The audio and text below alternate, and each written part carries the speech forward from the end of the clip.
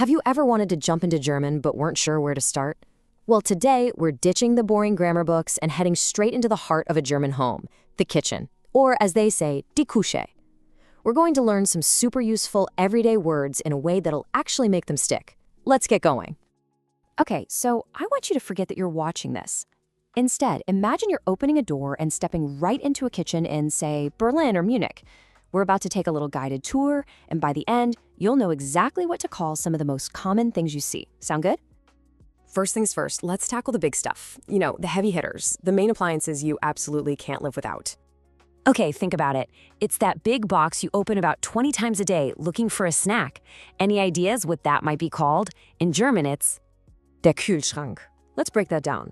Kühl means cool, and Schrank means cupboard. So it's literally a cool cupboard. See? German can be super logical. Let's try saying it. Der Kühlschrank. Nice. All right, we've got the cold stuff sorted. Now let's turn up the heat. Where does all the magic happen? Where do we cook everything? This one's a lot shorter. It's der Herd. It's a really strong, simple word, kind of like the English word hearth. And that refers to the whole shebang, the stove, the oven, all of it. One more time, der Herd. Awesome, so we've covered the big appliances. Now let's zoom in a little. Let's open up a drawer and look at the smaller tools we use for every single meal.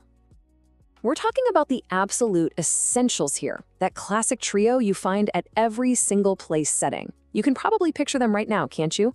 The knife, the fork, and the spoon. Let's learn them. Okay, here we go. The knife is das Messer, the fork is die Gabel, and the spoon is der Löffel.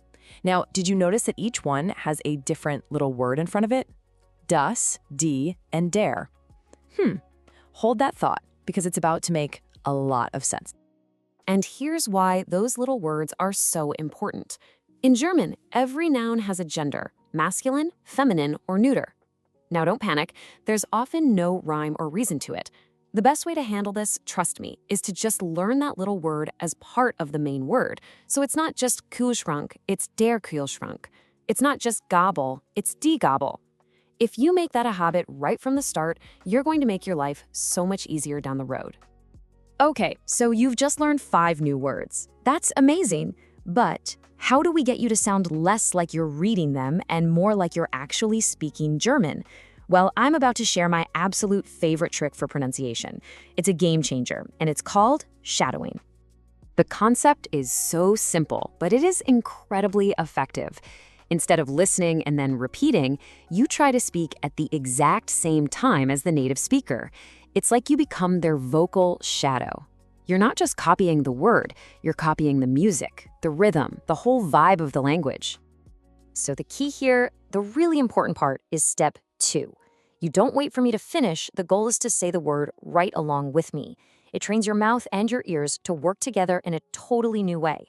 It feels a little weird at first, I'm not gonna lie, but it really, really works. All right, enough theory. The only way to really get what shadowing is all about is to just do it.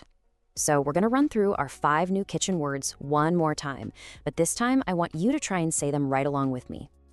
Don't be shy now, no one's listening. Take a deep breath. Here comes our first word.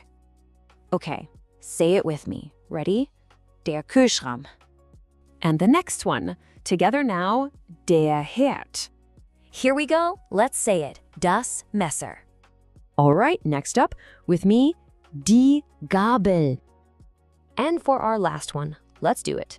Der Löffel. And just like that, you did it. And here's the really cool part. When you were saying der Kühlschrank or die Gabel, you weren't just saying words. You were speaking tiny, complete, grammatically perfect German sentences. You're already doing it. And you even handled some tricky sounds like the U in Kühlschrank and the in Löffel. Seriously, you are off to a fantastic start. So we just unlocked a little piece of the German language by walking through the kitchen. But, you know, a house has a lot more rooms, right?